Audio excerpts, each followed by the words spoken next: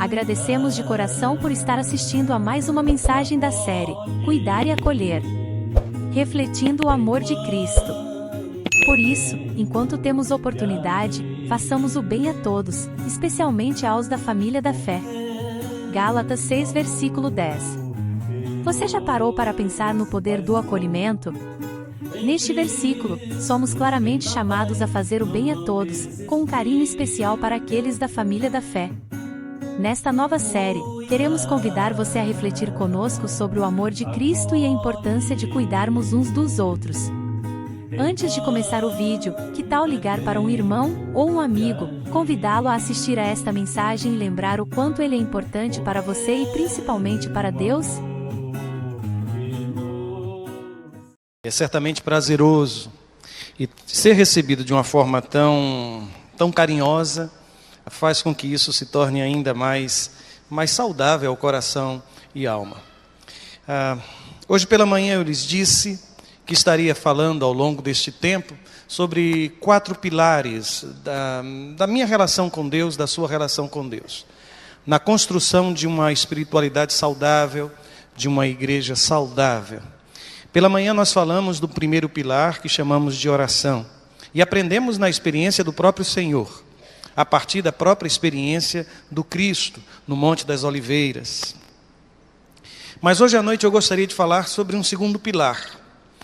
Eu iria usar a expressão amor, mas eu pensei em não fazê-lo e vou explicar-lhes por quê. Porque amor parece ser apenas um sentimento. E eu queria pensar no amor na forma de exercício.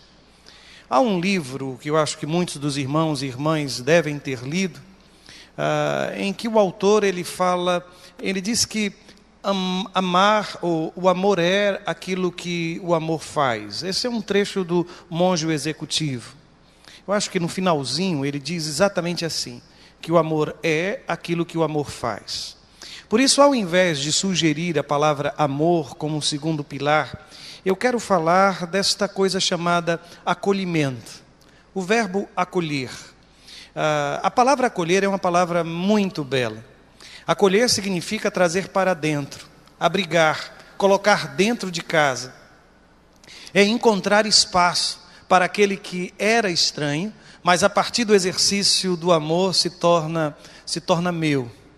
Eu poderia passar algum tempo tentando conceituar esta palavra acolher, mas me permitam fazer o seguinte, me permitam falar a letra de uma canção. Eu costumo dizer que a minha família é muito especial, e por uma razão muito simples. Deus nos juntou, Deus nos uniu. Eu sou pai de 4 filhos, e minha filha mais velha é minha filha biológica. E os outros 3 são meus filhos e da Cláudia por adoção. Nós nunca tivemos nenhum problema de fertilidade, mas quando namorávamos, hoje somos casados, mas continuamos namorando, viu, irmãos? Mas quando só namorávamos e não éramos casados, nós colocamos isso diante de Deus. E aos poucos Deus foi acrescentando os nossos filhos. Para terem ideia, hoje com 53 anos de idade, eu tenho um rapazinho de 7 anos de idade. Eu passei uma situação vexatória, dia desses que fui deixá-lo na escola. Crianças, né, irmãos? E uma das meninas, coleguinhas dele, olhava para Davi e olhava para mim. Olhava para Davi, eu disse, lá vem alguma coisa. E então ela perguntou-me, o senhor é avô do Davi? Eu disse, não, senhora. Eu sou o pai desse menino. E ser pai aos 50 anos, hoje eu tenho 53 anos, ele tem 7 anos, tem sido uma experiência formidável. Mas o Davi é uma criança com necessidades especiais. Ele é autista. E tem sido um grande desafio para mim, para a Cláudia, para nossos filhos, aprender a acolher. Acolher, trazer para dentro. É colocar dentro do útero, é colocar dentro da alma. Mas então que canção era essa? É simples. É porque todos os meus filhos, eles receberam uma canção quando nasceram. Há muita gente que às vezes fica preocupado com o processo de adoção. Na maioria das vezes o que eu tenho percebido é que o problema não está necessariamente na adoção, mas na ausência da verdade. E muitas vezes a criança ela não tem conhecimento de sua verdadeira história. E o resultado é que nós tomamos uma decisão de cantar a história de cada um deles. Por isso, desde que eles nasceram, eles escutam aquilo que de fato aconteceu. Nunca houve um tempo de sentarmos com eles para dizer: olha, papai precisa contar uma coisa para vocês. Não, eles sempre ouviram isso. E a nossa primeira experiência de adoção, a Iris, hoje casada com um pastor, foi ao seminário, também estudou, fez o curso de teologia, formada também em pedagogia, uma moça linda. Ela permitiu que eu interpretasse esse desejo. E a canção que eu fiz para ela dizia assim: logo que te vi, meu lindo bebê, quis ter você para dar-lhe amor. Papai do céu então me deu você, agradeço isto sempre ao Senhor. Você, meu bem, é fruto do coração. Alguns bebês, amor, nascem assim. Você nasceu, cresceu no meu coração e hoje já é um pedaço de mim. Isso significa acolher. Na minha cabeça, isto é acolher. Por isso, hoje eu queria lhe desafiar a pensar um pouco sobre este coração acolhedor. Eu sugiro, a princípio, que você se recorde de que o acolhimento, ele é um imperativo da parte de Deus. Em Romanos capítulo 15, versículo... deixa eu pegar aqui o meu controle para passar os slides, espera aí. Em Romanos, no capítulo 15, versículo de número 7, está escrito assim, deixa eu ver se ele está funcionando. Funcionou. Pronto. A Bíblia diz: portanto, acolhei-vos uns aos outros, como também Cristo nos acolheu para a glória de Deus. Este é um imperativo sobre a igreja, e às vezes a gente se esquece dele. O interessante é que ele aparece como imperativo a uma igreja que viveu provavelmente de forma mais intensa a perseguição, porque era a igreja dos cristãos na capital do império. Mas mesmo em um ambiente de perseguição, a igreja não podia perder de vista o acolhimento, o exercício do amor. E aí eu entendi que poderia sugerir hoje uma espécie de estudo de caso. Os dois textos, eles narram a mesma história na vida de Jesus. Mas eu optei em ler o capítulo 14 de Marcos, nos versos de 3 a 9. A história, eu sei, é uma história conhecida.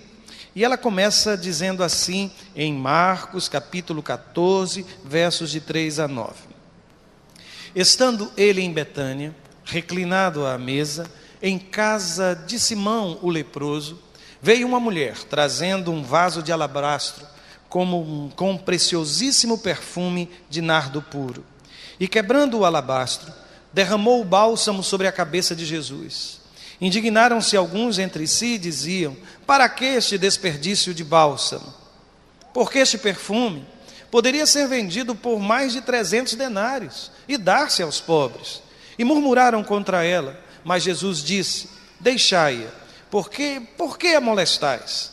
Ela praticou boa ação para comigo, porque os pobres sempre os tendes convosco, e quando quiserdes, podeis fazer-lhes bem, mas a mim nem sempre me tendes.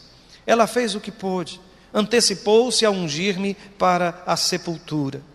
Em verdade vos digo, onde for pregado em todo o mundo o evangelho, será também contado o que ela fez para a memória sua. Amém e amém. Quando penso neste coração acolhedor, eu percebo que neste exercício eu preciso ter um coração humano.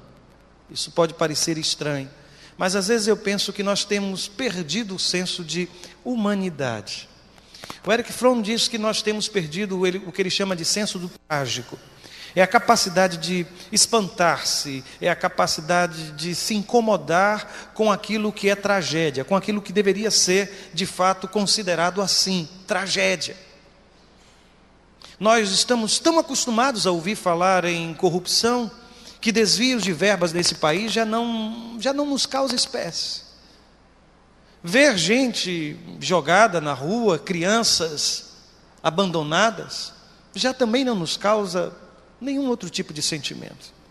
Nós temos perdido um pouco da nossa sensibilidade. Parece que nós estamos tão preocupados com os nossos problemas, as nossas dificuldades, que temos hoje um enorme desafio, tornar o nosso coração de novo um coração humano. E quando eu penso em igreja, eu penso que igreja é gente. Pode parecer que não, mas pastor é gente. Diáconos, eles também são gente. O zelador da igreja é gente. Os ministros da igreja, todos são gente. O negócio de Deus não é o prédio, irmãos. O negócio de Deus sempre foi gente, pessoas. E talvez uma das provas mais contundentes disso seja o fato de que Ele se fez homem. Ele se fez gente. Para nos falar de amor, para nos falar de relação, para nos levar de volta à presença do Pai. É por isso que eu insisto hoje, nós precisamos reconstruir a sensibilidade dos nossos corações, enxergar uma vida de uma forma sensível e ao mesmo tempo acolhedora. Eu entendo que a dor deveria ter este poder de gerar um coração sensível, um coração acolhedor. Quem viveu a chamada dor esperada e quem viveu a chamada dor inesperada, se você não estava hoje pela manhã, pergunte a alguém, ele vai lhe explicar o que eu quis dizer com isso. Mas quem viveu essa experiência de dor, quem passou por uma dificuldade, meu Deus, sinceramente eu imagino que o grande desejo do Senhor, quando me permite passar por situações assim, é trabalhar o meu caráter, é tornar-me uma pessoa mais sensível, porque eu passei pelo mesmo deserto. E o que me preocupa, irmãos, é que às vezes nós não percebemos isso. Mesmo no Antigo Testamento, eu fico impressionado com o texto de Levíticos, capítulo 19, versículo 35. Parece que falhou aqui o controle. Isso, ok.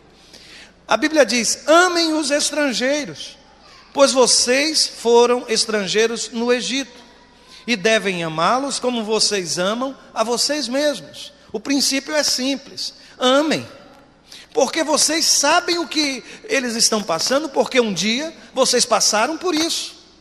E a dor de ter sido escravo, a dor de ter sido estrangeiro, a dor de ter sido humilhado, a dor de ter perdido um filho, a dor de ter passado por um processo de separação, a dor do luto deve fazer de mim e de você gente de coração humano. Este é um dos princípios que Paulo apresenta na segunda carta aos Coríntios, quando ele diz que Deus nos consola, para que com a consolação que recebemos da parte dele, possamos consolar as pessoas que estão à nossa volta. Eu tenho percebido que só existe uma razão para Deus nos abençoar. E a razão é para que eu possa ser bênção na vida das pessoas que estão à minha volta. O mundo carece hoje de gente de coração humano, de gente capaz de acolher, de igrejas que não sejam somente templos, estrutura, instituição, mas que seja gente voltada para a gente, gente que saiba amar gente. Porque, como dizia o filósofo Martin Buber, parece que nós transferimos o amor para o reino das coisas. Nós passamos a amar as coisas, e as pessoas nós começamos a usá-las, como se coisas fossem.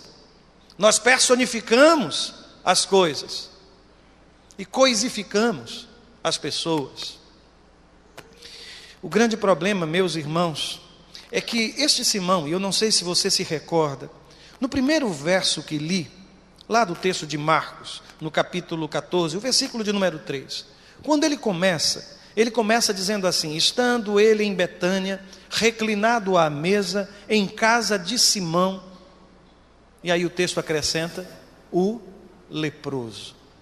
Você sabe como eram tratados os leprosos no tempo de Jesus? Eles eram tratados como pares da sociedade. Ninguém podia se aproximar de um leproso. Se alguém se aproximasse, ele deveria fazer o quê? Gritar: imundo, imundo, para que não se aproximassem dele. Um leproso só encontrava apoio, companhia em outro leproso. Eles eram expulsos de sua casa. Eles não viviam mais com a família, muito menos dentro de uma cidade. Por isso, quando o texto diz que Simão era Simão o leproso, certamente este homem, Simão, eu creio, já não era mais leproso, porque caso contrário não poderia estar ali, não poderia receber amigos. Aquele homem certamente não sabia mais o que era um toque, um abraço, não sabia o que é colocar um filho no colo, não sabia mais o gosto do beijo da mulher amada, não sabia. Este homem estava privado de tudo isso. Mas o que me impressiona, irmãos, é que este homem, se de fato um dia ele foi leproso e agora estava restaurado, eu me pergunto para onde foi o coração acolhedor, o coração humano, de quem conheceu de perto, ser humilhado pelos outros. Como ele agora podia estar do outro lado? Como ele podia tratar aquela mulher com tamanha indiferença? Como? Eu às vezes acompanho, e como pastor nós temos essa oportunidade de acompanhar o sofrimento de tanta gente. E sinceramente, pastor, algumas vezes eu fico orando, dizendo: Senhor, transforma o coração desse homem, transforma o coração dessa mulher, faz com que essa enfermidade afaste finalmente ele completamente do pecado, santifica através da dor esta vida, restaura a relação dele ou dela com os filhos, faz com que ele enxergue, faz com que ela enxergue. Mas eu lhe digo com tristeza de coração, às vezes a enfermidade passa, a mão bondosa do Senhor traz a cura, mas a alma continua doente. A alma continua doente, fria, em relação àquelas pessoas que estão à sua volta.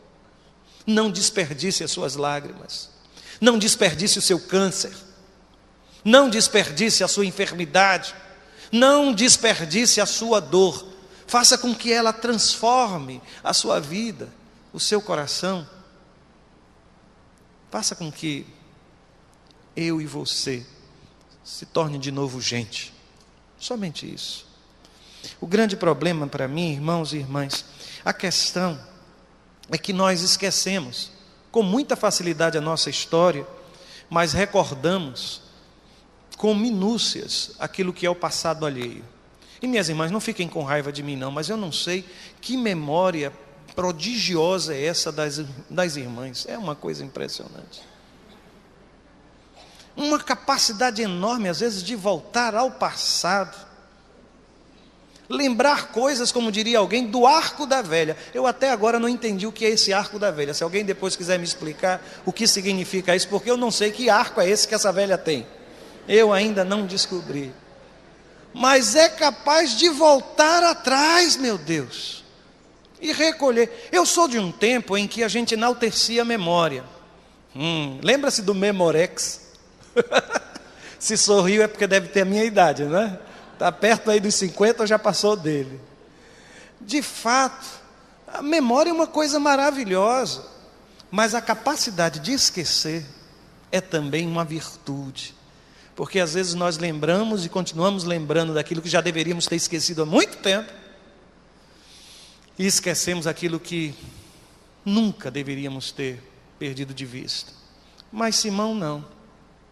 Simão, ele conhece muito bem o passado daquela mulher, mas ele esquece daquilo que ele mesmo passou.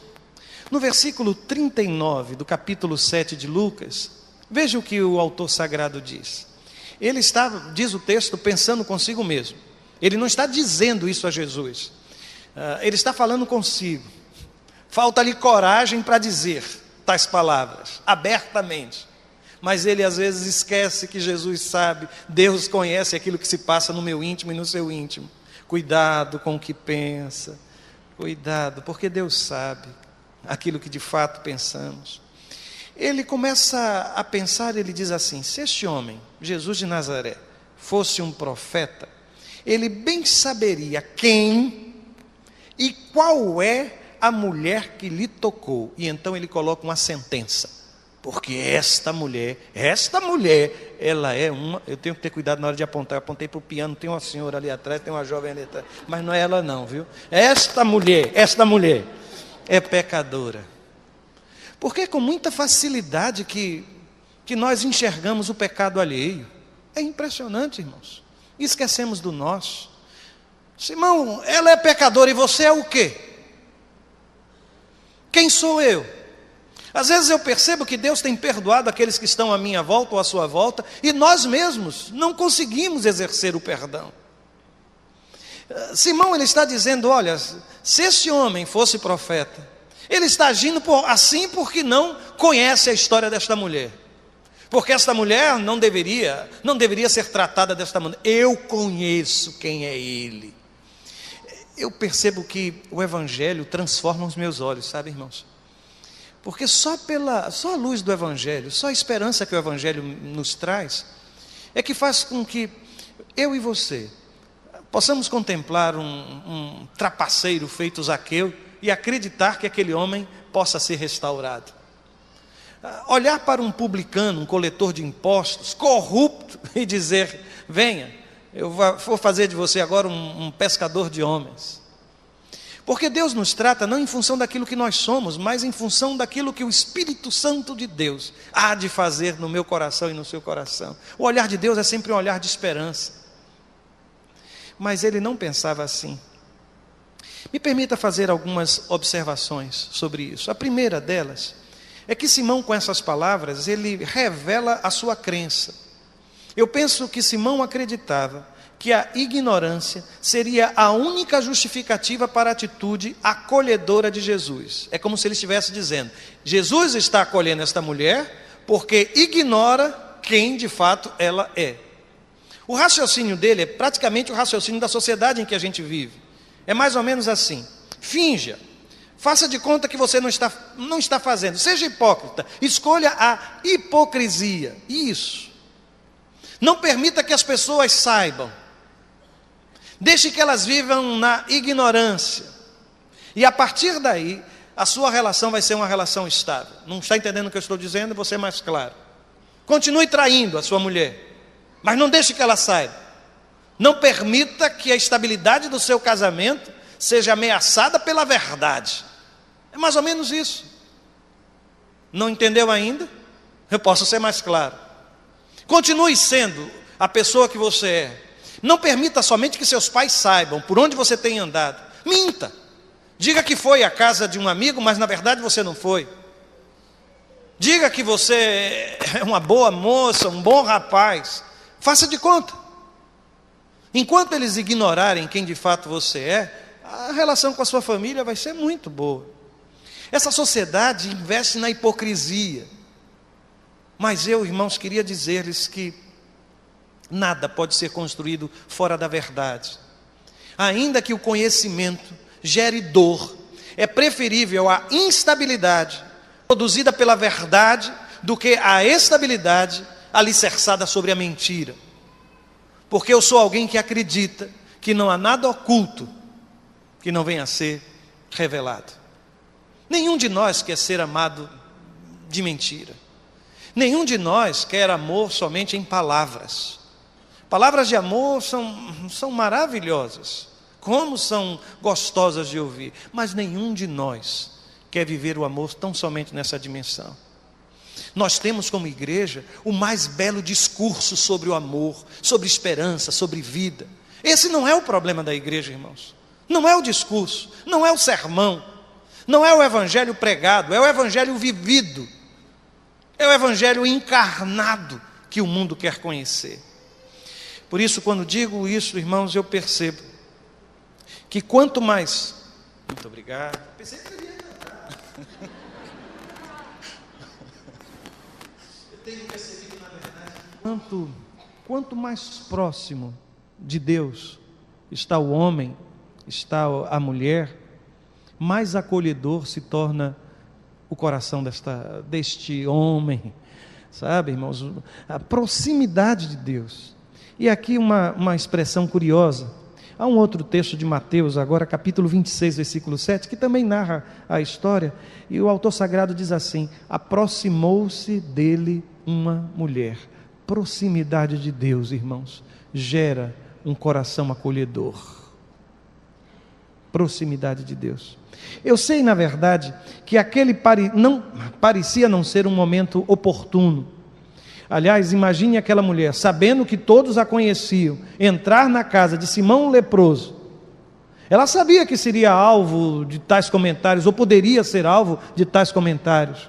Aquela não parecia ser, porque quando alguém fazia um jantar para receber a Jesus, ou hospedar alguém, ou acolher alguém, as portas normalmente ficavam abertas, e as pessoas entravam, tinham um trânsito naquela casa. Para receber tanta gente, provavelmente se tratava de uma casa grande, e aquela mulher, ela não teve medo, ela entrou casa dentro, E querem saber por quê? Porque ela queria estar próximo de Jesus. Eu sei, irmãos, que às vezes os momentos não parecem ser oportunos, mas lembram daquela tia que falei hoje pela manhã? Olha a história ali se repetindo. Nem sempre. Jesus olha para aquela gente e diz: olha, os pobres vocês sempre terão, e terão outras oportunidades de fazer, de servir, mas a mim, nem sempre. Hoje pela manhã eu disse e vou voltar a dizer, eu não quero ser duro, mas essa pessoa que está ao seu lado, nem sempre. Por isso, enquanto, aí o texto diz assim, nas palavras de Jesus, ela fez o que pôde. Coisa boa, meus irmãos, minhas irmãs, é quando a separação vem e você tem essa sensação na alma. Eu fiz o que pude. Eu me lembro de um homem que marcou profundamente a minha vida. Foi professor no seminário, filha dele médica, e eu pastoreei a família durante muito tempo. E eu me recordo que houve um tempo em que ela já estava muito debilitada em função do câncer e já não aceitava mais visita de ninguém. O abdômen distendido, já sem cabelos, mas ela sempre queria que eu estivesse lá. E para mim era muito difícil, muito difícil. Havia momentos em que eu não sabia, eu orava: Senhor, o que eu vou fazer, o que vou dizer? Senhor, tem misericórdia. E às vezes eu passava o tempo todo lá sentado, algumas vezes eu me recordo de ter sentado no chão do quarto, porque ela conseguia às vezes adormecer e não havia outro espaço para ficar. Mas eu me recordo que com uma crueldade enorme, depois que tudo acabou e ela partiu, houve quem procurasse a família para dizer que eles tinham desperdiçado muito dinheiro no tratamento daquela jovem. A minha sensação foi a mesma sua. É impressionante como as pessoas às vezes são tão cruéis, irmãos, tão cruéis. Mas eu lembro que aquele homem me disse: pastor, eu fiz e faria tudo de novo, ainda que soubesse que o resultado seria este, porque eu fiz o que podia ter feito. É por isso que, além deste coração humano, eu queria falar de um coração assim, misericordioso. Há um filólogo, ele é francês, ele disse que a palavra misericórdia no aramaico, que foi a língua falada por Jesus, e que provavelmente os sermões de Jesus teriam sido pregados em aramaico, que, por exemplo, o Sermão do Monte, pregado em aramaico, as bem-aventuranças pronunciadas em aramaico, ao dizer bem-aventurados os misericordiosos, Jesus estava falando ou usando uma palavra que na língua, no aramaico, significa matricial. Misericórdia viria da mesma raiz de mãe, de útero. É como se a misericórdia fosse colocar alguém dentro do meu útero, colocar alguém dentro de mim. É coisa de entranhas, é coisa profunda. Coração misericordioso é isso. É coração, é amor por dentro, não é amor por fora. Amor por fora é tapinha nas costas. Amor por fora é eu te amo com o amor do meu Senhor. Amor por fora é declaração vazia. Amor por dentro não, irmãos. Amor por dentro às vezes nem fala, mas ama. Amor por dentro não é amor de faz de conta, é amor de faz de verdade. É amor verdadeiro, é tudo quanto a gente quer. E é impressionante porque a casa de Simão se torna abrigo do não amor e da não misericórdia. A atitude não acolhedora dos que estavam na casa de Simão revela algumas coisas. Primeiro, notem se não é assim. Primeira coisa, o conceito de misericórdia é voltado somente para os de fora, não para os de dentro. Deixa eu explicar o que quero dizer. Quando viram a atitude daquela mulher quebrando o vaso de alabastro, o comentário foi de que aquilo teria sido um desperdício. E a sugestão de Judas Iscariotes qual foi? Vamos vender e vamos acolher, amar, servir, cuidar dos pobres. Observem se não é assim. Aquela gente parecia estar muito mais preocupada com os de fora do que com os de dentro. Com aquela mulher que estava ali. Para aqueles de dentro, justiça. Para os de fora, misericórdia. Conhece gente assim? Não use os braços, se contenha. Está falando com você. Já viu gente que às vezes é amável, meu Deus do céu, na igreja é um doce. Leva para casa para ver. Vai, leva para casa para ver se é assim. Tem gente que às vezes volta toda a sua misericórdia, tem uma capacidade de ouvir os de fora, não os de dentro. De servir os de fora, não os de dentro. Aquela casa também revela uma coisa curiosa. E por favor, me entenda. Já percebeu que tem gente com enorme vocação para administrar os recursos e a vida alheia? Se esse vaso de alabastro fosse meu, se essa rua fosse minha, eu já sei o que faria. E acaba com isso julgando a atitude dos outros. É capaz de encontrar finalidade para tudo quanto o outro tem. Apresentar soluções. Eu fico às vezes impressionado. Eu não quero ser... mas eu vou dizer. Olha, pode observar que normalmente essas pessoas que sempre têm soluções rápidas para os problemas alheios são as que vivem mais confusas. Mas são mestres em resolver problemas alheios. E naquela casa também acontece uma outra coisa curiosa. É a necessidade de associar a oferta a uma finalidade.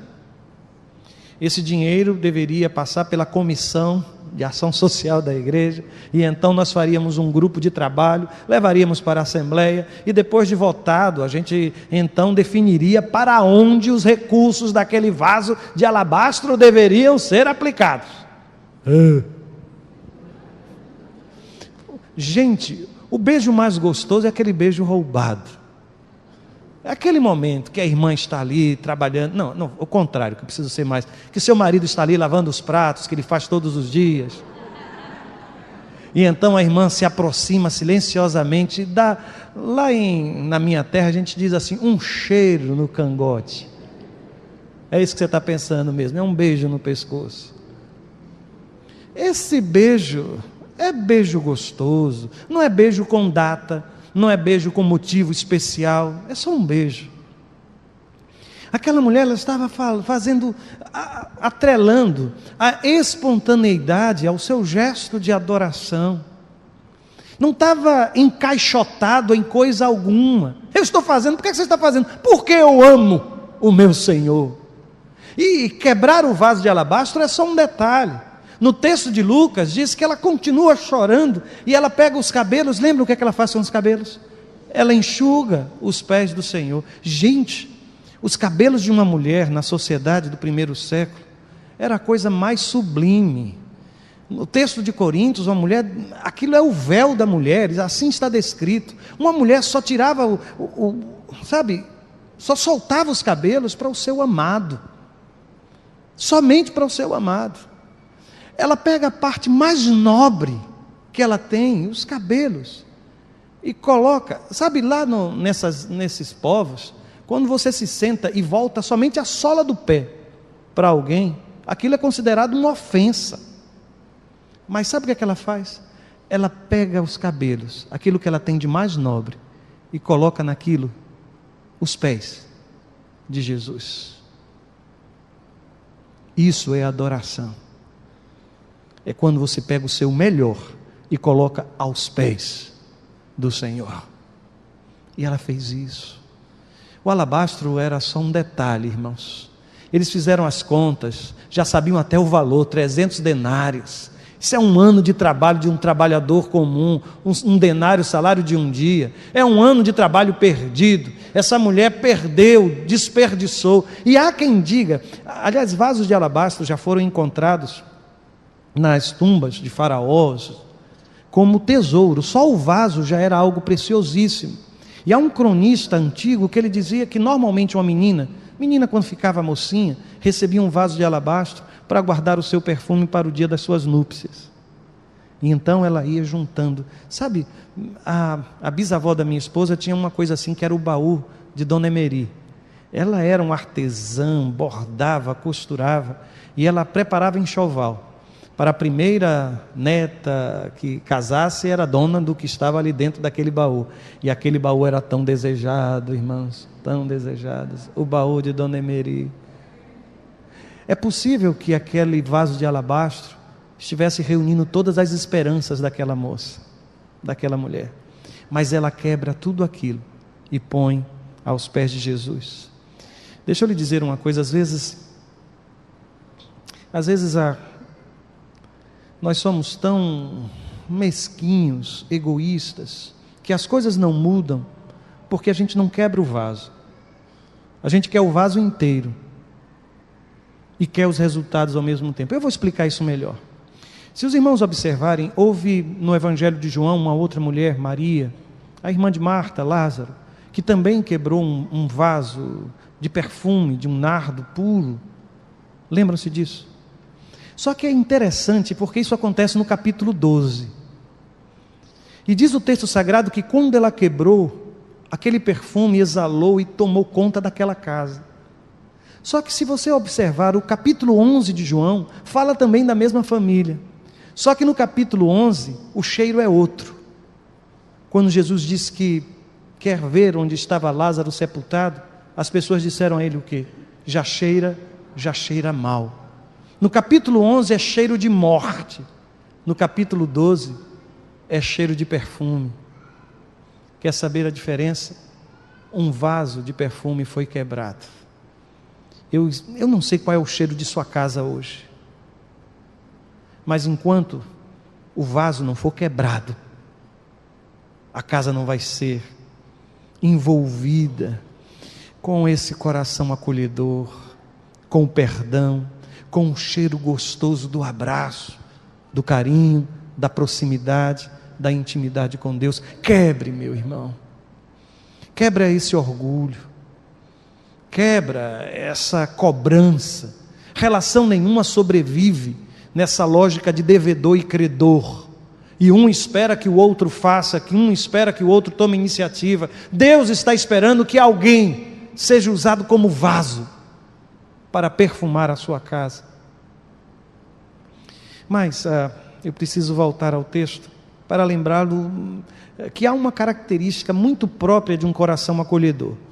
Um coração acolhedor, ele costuma fazer sempre mais do que aquilo que se espera. Eu vou explicar por que digo isso.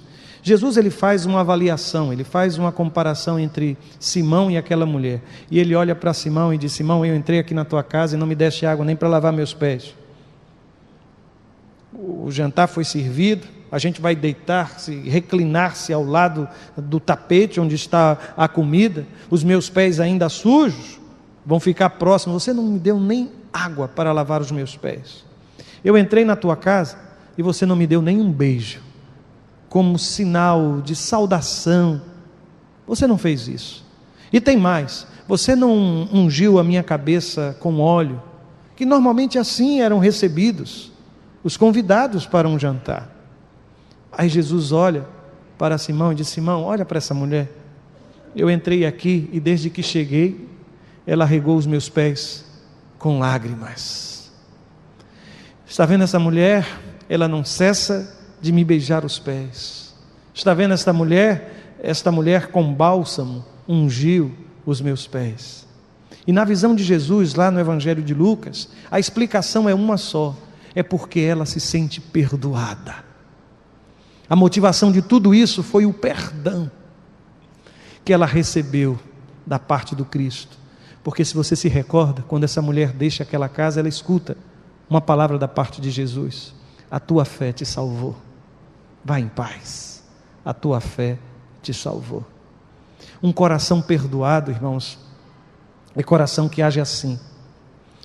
E eu queria caminhar para a conclusão, para lhe dizer algumas coisas. A primeira delas, eu não sei se você observou, mas essa mulher, ela foi acusada, ela foi humilhada, mas você ouviu alguma palavra dela no texto? ela entrou em silêncio na história bíblica e saiu também em silêncio. Quem foi que respondeu às acusações que foram feitas sobre ela, irmãos? Foi Jesus. Posso lhe dizer uma coisa? Deixe que Deus responda toda murmuração que tem sido lançada sobre você. Deixa com Jesus. Ele sabe o que dizer. Ele sabe como responder. Entregue ao Senhor. E por favor, confie nisso. As suas mãos, as suas palavras, as suas atitudes, as suas armas não são melhores que as armas do Senhor. Aquela mulher, ela saiu daquele lugar em paz, porque ela entregou toda a sua vida aos pés do seu mestre. Se você tem sido alvo de incompreensão, se você cresceu ouvindo coisas destruidoras, nunca uma palavra de afirmação, faça isso, ponha tudo lá, aos pés do seu mestre. A segunda palavra que tenho para você é que foi duro ver o juízo que as pessoas fizeram sobre aquela atitude. A palavra desperdício é uma palavra muito forte. Quem sabe você teve um encontro com Jesus e há quem diga que você está desperdiçando a sua juventude, vivendo essa alienação de estar no domingo aqui na casa de Deus. Talvez lá seus colegas de faculdade estejam questionando, achando uma grande tolice você não experimentar de certas coisas que eles consideram da hora, iradas, e que parece que você está deixando o tempo passar, está desperdiçando o melhor de sua vida. Talvez você esteja sendo acusado de desperdício quando fez a opção de ficar em casa e passar um tempo sem trabalhar para acompanhar a educação e o crescimento dos seus filhos. Quem sabe você também tem sido acusado de desperdício porque tem gastado muito tempo no ministério, nos trabalhos do Senhor. Aliás, sobre isso, deixa eu dizer uma coisa. Eu tenho percebido que Deus multiplica o tempo daquele que consagra seu tempo a Ele. Fica em casa, não vem para o ensaio não vai para o encontro não, vai ficar, eu tenho um trabalho para resolver. Isso é coisa de fé, viu, irmãos? Depois podem tirar dos autos se quiserem. Mas experimenta o contrário. Às vezes com 3 horas você consegue produzir o que em 10 horas não funciona. Para mim, isso é uma explicação de que Deus abençoa. Quando eu cuido das coisas de Deus, Ele cuida das minhas melhor do que eu mesmo imagino, irmãos. Mas eu vou voltar para aqui. Talvez você esteja sendo acusado de desperdício quando abriu mão da razão que você possuía para conciliar-se com alguém ou reconciliar-se com alguém. Eu quero lhe dizer que não pode ser acusado de desperdício aquele que entrega o que nunca foi seu nas mãos daquele que é dono de todas as coisas. Deus sempre foi o dono de tudo. Quando eu entrego a Ele, já era dele. Quando eu coloco aos pés dele, sempre foi dele. Não há nada que eu possa dar ao Senhor que Ele mesmo já não tenha me dado. E uma outra coisa que você precisa entender: Deus nunca vai querer de você algo que Ele mesmo já não tenha concedido. E finalmente, deixa eu lhe dizer, as suas atitudes aqui vão repercutir na eternidade. Jesus diz algo sobre essa mulher, precioso a palavra do Senhor, preciosa a palavra do Senhor, quando Ele diz: olha, o que esta mulher fez,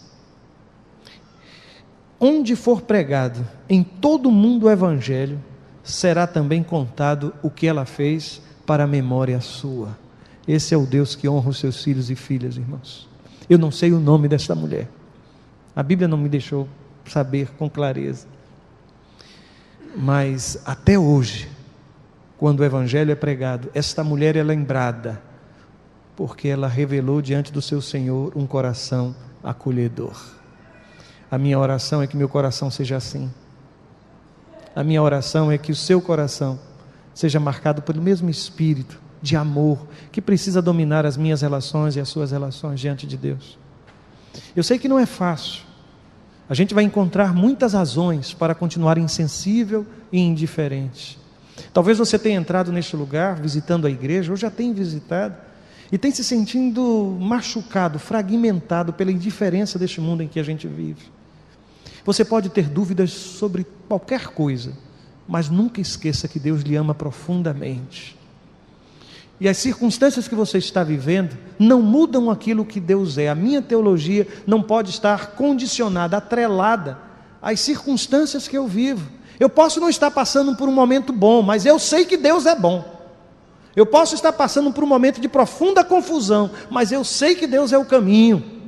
Eu creio nisso. E é isso que me sustenta. Por isso, se você está aí com aquele vaso de alabastro que precisa ser quebrado, eu queria lhe dizer, quebre-o aos pés do Senhor. Experimente fazer isso. Diga: Senhor, quebranta o meu coração. Dá-me, Senhor, a certeza do teu cuidado.